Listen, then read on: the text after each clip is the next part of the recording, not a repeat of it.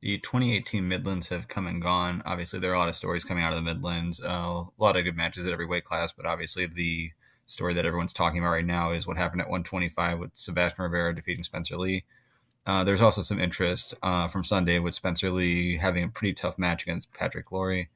He won that match 12-6, but that was mostly off of first period points. He got ridden out for the last 4 minutes. So what I want to go into first off is to figure out why it was that Spencer Lee, after defeating Sebastian Rivera both times last year, teching Patrick Laurie early this year, went on to lose to Sebastian Rivera in the finals and then have trouble with Patrick Laurie. So first off, I'm going to go over Spencer Lee's results against the two of them. We have from last year, let me see. We had the Big Ten Championships, which were in March. So actually, it's still this year. That was about 9 months ago. He won a 12-0 major decision against Sebastian Rivera. In February, in the duel, he won 7-4, so it was a much closer match. And then obviously in the Midlands this year, he lost in the finals by a score of 7-3. So the question would be, how did Sebastian Rivera go from losing 7-4, then 12-0, all of a sudden to winning 7-3? Did Rivera get that much better? Did Lee get that much worse? Is it both? Is it neither? What exactly happened? And then the other thing to look at would be Patrick Laurie, who in the duel against Iowa lost 18-2 in Carver Hawkeye Arena and then 12-6 in a much closer match. So what we're going to look at first is the match that he had with Patrick Laurie. This was from the 16th, so that's about 6 weeks ago.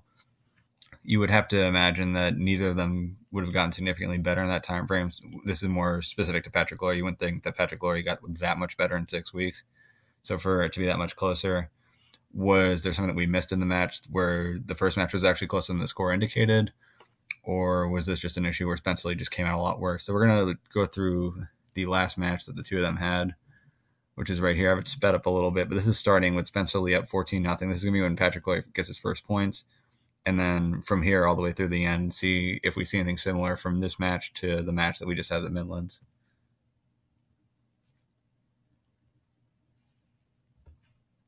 Takedowns, but when you can get those turns, you can start racking up points super quick. We just got a reversal right there by Princeton Patrick Laurie.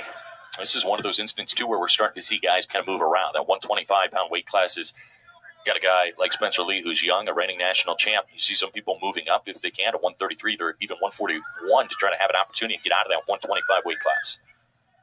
Down to 30 seconds to go here. He's trying to turn around Patrick Laurie right now. A 12-point lead for Spencer Lee, leading at 14-2. Match number one. Look at his escape. Hasn't quite gotten away here. Another takedown going to be coming. Well, not quite yet. They didn't totally give the escape, so that was a close call. Okay, so there was no escape. Escape that time, so it's going to stay 14-2, one period done. Second period going to be coming up here for Carver, and this is the first time here this season that Spencer Lee's going to a second period. After the defer coming from Glory, it's going to be the decision of Spencer Lee.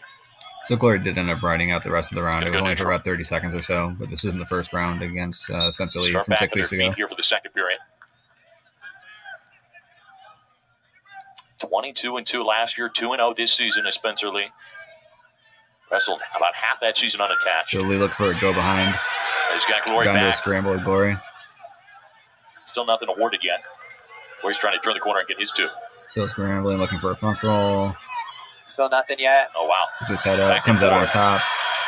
Spencer Lee's going to come up on top here. He did a great job of elevating that leg. And from here, he's going to look to turn him to get the final points to get this next ball. Leading at 16-2 right now, trying to get Iowa some bonus points in their first match against Princeton. And there he gets it right there.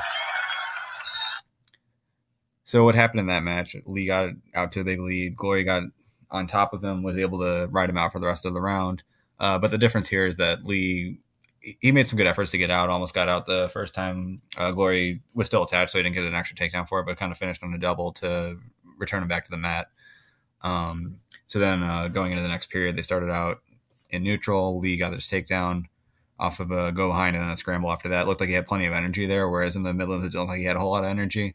Now, obviously, after this meet, he took a few meets off. Word around the internet was that he was dealing with some kind of sickness. It's not clear what kind of sickness that was. Maybe it could have been just a really bad cold. It could have been a really bad flu. Maybe it was staph. Again, I'm just speculating right now. I don't actually know what it was. But even when he had come back in that Iowa State meet, which he wasn't supposed to be in, but they needed him at that time. Didn't get the pin, or didn't even get a tech fall against Mackel, I believe it was, from Iowa State. I mean, under normal circumstances, you'd think he'd probably do a lot better. So there were some questions about maybe he's still dealing with something. Maybe he isn't 100% from whatever took him out for the last month or so. And that, to me, seems like a reasonable explanation for why the matches between Glory from the first time when he teched him in Carver Hawkeye to the second time where he just kind of had 4 minutes of hell at the end, why there was such a difference. And then with the Sebastian Rivera match, you would figure that it was kind of the same situation going over and over again. So again, him and Rivera were fairly close last year, at least in the first match. And you would figure that some of the issues that came with the Glory matches also came with the Rivera match.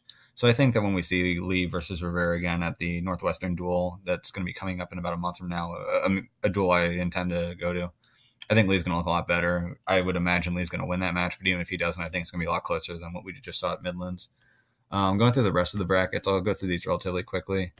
At 33, Austin DeSanto was able to get the victory here.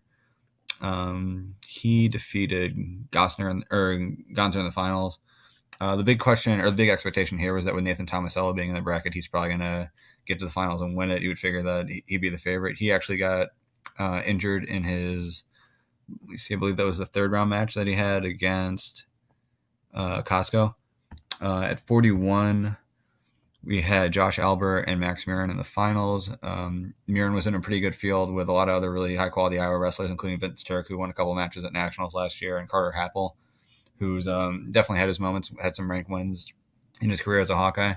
Murin, who has the spot right now, who you would have figured that if he didn't do well in this tournament, might have lost this spot.